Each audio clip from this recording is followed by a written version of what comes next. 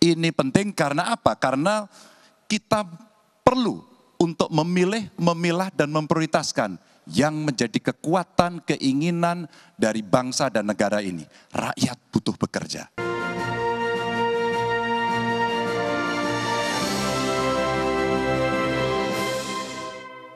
Dan selanjutnya kami akan memperkenalkan para calon presiden pemilu 2024. Kami mulai dari calon presiden nomor urut 1, Bapak Anies Rashid Baswedan.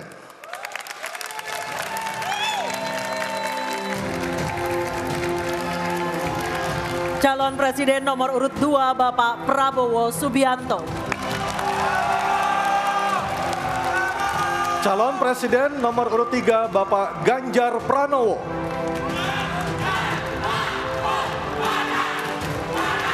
Dan langsung saja, harap tenang, mohon maaf harap tenang. Dan langsung saja kita mulai debat calon presiden pemilu 2024. Dan pada sesi pertama kita akan mendengarkan visi misi dan program kerja masing-masing calon presiden 2024. Jika pada debat kedua dimulai dari pasangan calon nomor urut 2, maka di debat ketiga kali ini kesempatan pertama akan diberikan kepada calon presiden nomor urut 3 dan para calon presiden bisa menggunakan ada 2 buah mikrofon yang tersedia baik di podium dan juga ada handy mic yang diletakkan di atas podium dan juga ghost-neck yang telah tertempel di podium. Untuk itu kami persilakan calon presiden nomor urut 3 Bapak Ganjar Pranowo menyampaikan visi misi dan program kerja. Kami persilakan Bapak untuk menuju ke podium. Dalam waktu 4 menit dimulai saat Bapak berbicara.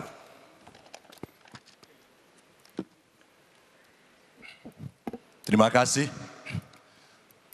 Selamat malam Bapak Ibu sekalian yang hari ini hadir di studio dan tentu saja yang menyaksikan melalui tayangan televisi atau streaming.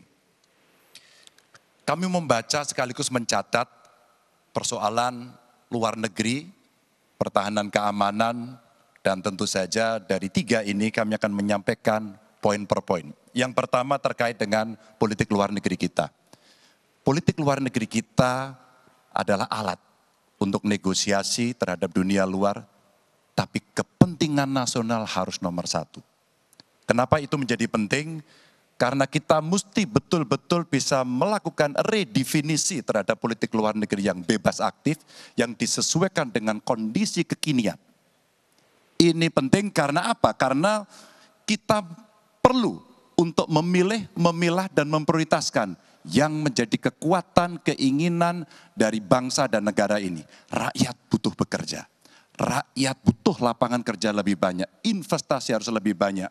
Maka kita mesti memperkuat infrastruktur diplomasi kita, duta besar, para diplomat, dan tentu saja inilah yang mesti kita berikan penugasan-penugasan untuk membereskan persoalan-persoalan kepentingan ekonomi nasional dalam konteks kekinian. Dan tentu saja kita tidak pernah lupa, Indonesia selalu setia pada kesepakatan yang pernah diambil. Dekolonisasi yang dilakukan mendorong, meyakinkan kita semua untuk membebaskan seluruh bangsa tanpa boleh mengintervensi satu dengan yang lain. Dan inilah komitmen kita pada kemerdekaan Palestina yang kita dukung terus-menerus.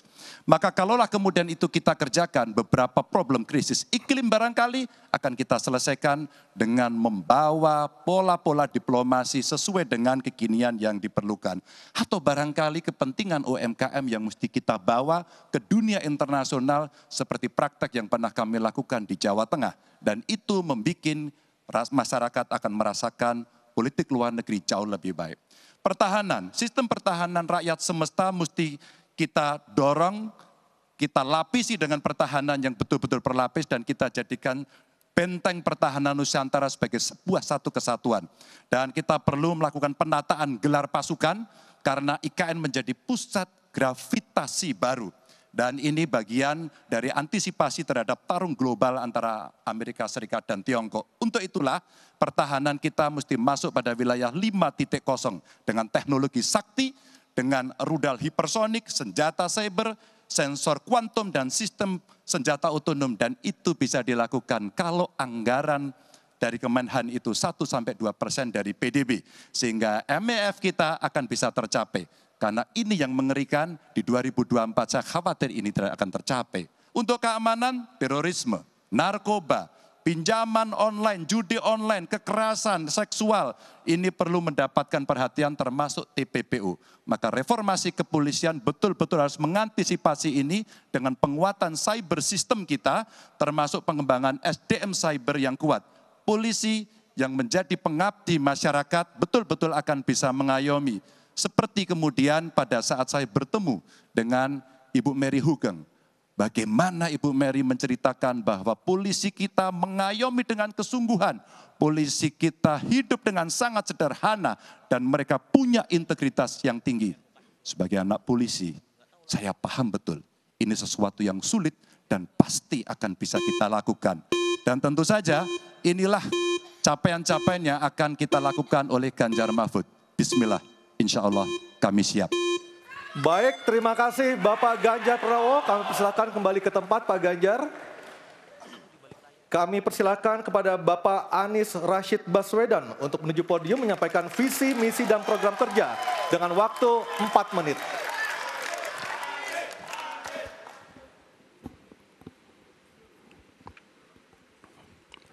Assalamualaikum warahmatullahi wabarakatuh. Selamat malam dan salam sejahtera untuk semuanya. Bapak Ibu sekalian, saudara-saudara sebangsa setanah air yang saya hormati, yang saya cintai.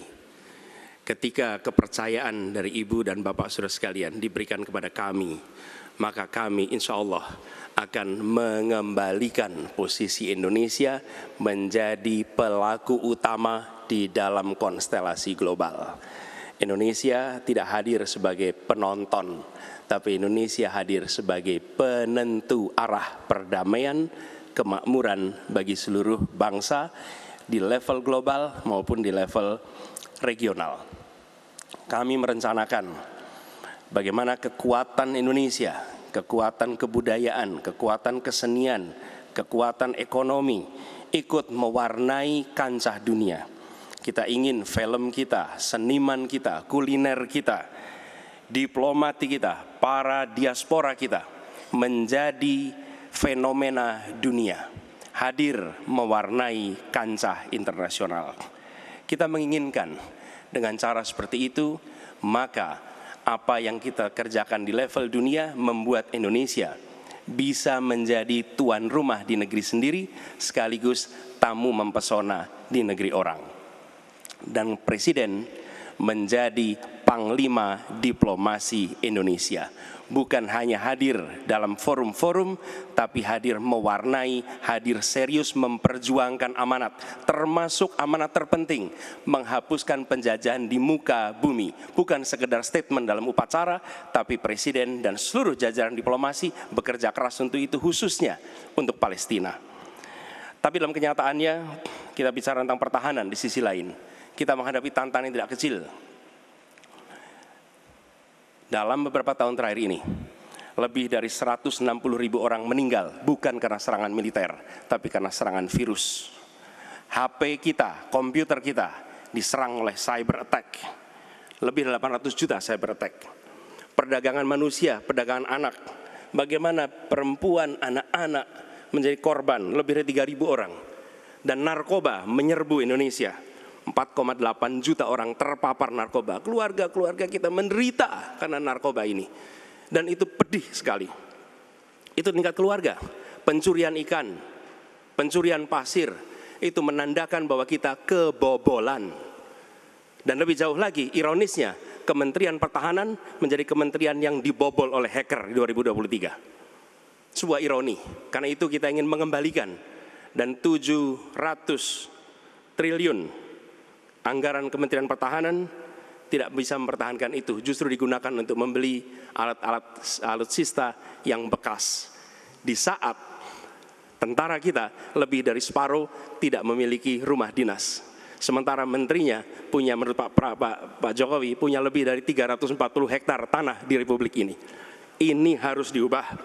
Tambah lagi, food estate singkong yang menguntungkan kroni, merusak lingkungan, dan tidak menghasilkan. Ini harus diubah. Kami akan memulai dengan kepemimpinan yang menjunjung tinggi etika, kepemimpinan yang mengandalkan data, informasi, kapasitas yang serius.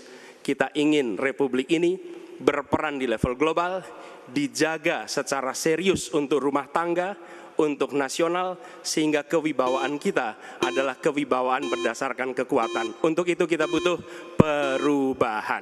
Terima kasih. Assalamualaikum warahmatullahi wabarakatuh. Baik, terima kasih Bapak Anies Baswedan, dipersilakan kembali ke tempat. Harap tenang. Harap tenang, harap Kita tenang sudah hadirin, harap tenang dulu. Baik, Harap tenang. Selanjutnya kami persilakan kepada calon presiden nomor 2 Bapak Prabowo Subianto untuk menuju podium menyampaikan visi misi dan program kerja. Harap tenang, ada waktunya. Harap tenang. Waktu Anda 4 menit dimulai ketika Bapak berbicara, silakan. Bismillahirrahmanirrahim. Assalamualaikum warahmatullahi wabarakatuh. Salam sejahtera kita sekalian. Shalom, Om Swastiastu, Namo Buddhaya, salam kebajikan. Bapak-bapak, ibu-ibu sekalian yang saya hormati. Malam ini kita membicara tema-tema yang sangat penting. Pertahanan, hubungan internasional, geopolitik, globalisasi, keamanan. Dengan demikian, kita kembali kepada dasar kita, tujuan nasional yang tercantum dalam Undang-Undang Dasar kita, dalam pembukaan Undang-Undang Dasar 1945, tercantum sangat tegas bahwa tujuan nasional kita yang pertama adalah melindungi segenap bangsa Indonesia dan seluruh tumpah darah Indonesia. Jadi, fungsi dari negara yang pertama adalah melindungi, berarti pertahanan.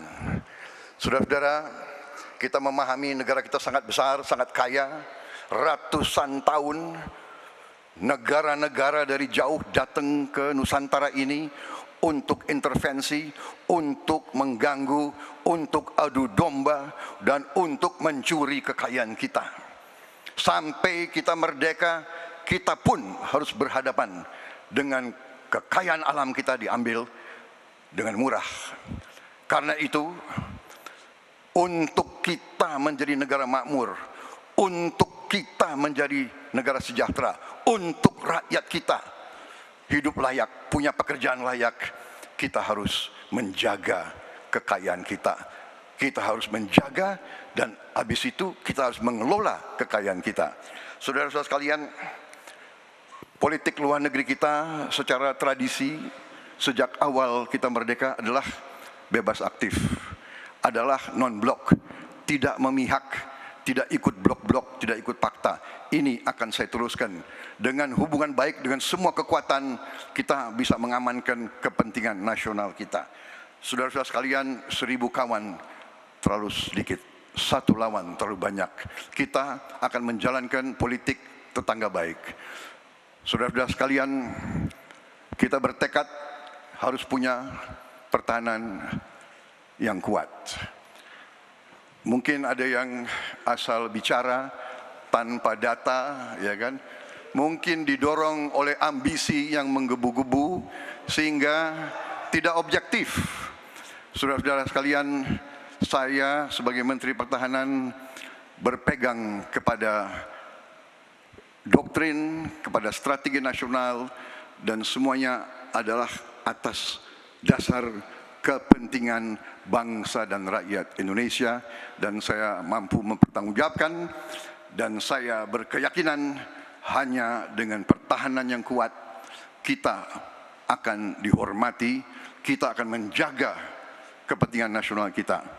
Kalau kita buka buku ilmu pengetahuan yang paling dasar, kekuatan nasional harus ada kekuatan militer.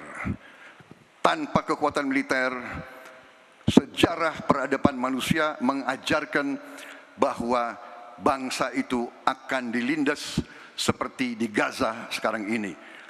Akan diambil kekayaannya, akan diusir dari tanah airnya. Tidak bisa tidak, kita harus kuat. Kita harus kuat. Terima kasih. Wassalamualaikum warahmatullahi wabarakatuh. Baik, waalaikumsalam warahmatullahi wabarakatuh. Kami silakan kembali Pak Prabowo, kita berikan apresiasi yang paling meriah untuk para calon presiden pemilu tahun Sekarang 2024. diperbolehkan, silakan. Kami perbolehkan, silakan berikan apresiasi yang paling meriah. Oke. Aryo, tadi kita sudah dengarkan seperti Ya. apa visi misi dan program kerja dari para calon presiden. Nah, setelah jeda. Cukup. Oke, cukup. Mohon tenang, mohon Cukup. tenang. Baik, kita akan jeda terlebih dahulu setelah tadi kita dengarkan visi misi dan program kerja para calon presiden yang telah disampaikan. Nanti di segmen berikutnya akan kita perdalam lagi. Kita akan kembali dalam acara debat ketiga calon presiden pemilu tahun 2024. Ya, sekarang kan Bapak udah jadi pensiunan. Sesuai dengan PKPU atau Peraturan Komisi Pemilihan Umum Nomor 7 Tahun 2022 menyatakan bahwa setiap pensiunan anggota polisi dan prajurit TNI atau yang sudah mengundurkan diri sehingga statusnya menjadi sipil